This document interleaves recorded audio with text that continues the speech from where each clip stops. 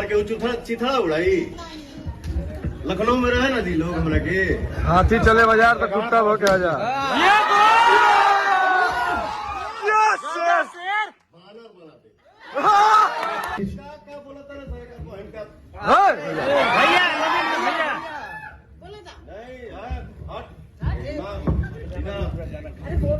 बोले वाला सब बच्चे बांटी तो हर भाई बहन सब आई।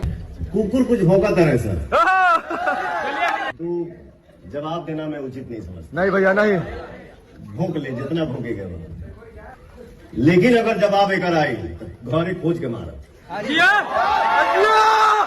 ये नाम पवन सिंह है, ठीक है।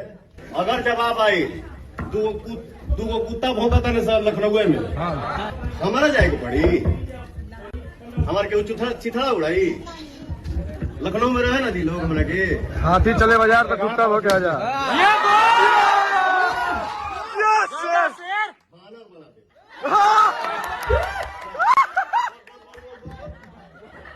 बोला हमारे सर हम लोग के बीच क्या बोला था ना भैया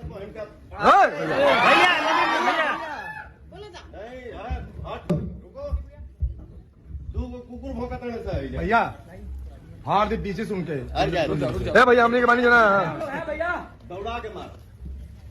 आई एम पवन सिंह। बेटा हमारा शेर है, शेर पैदा कर ले बेटा। एकदम भाई के मुंह से निकल इस शब्द गंबाटे लड़का के माई के छाया होगी झुकाई रे।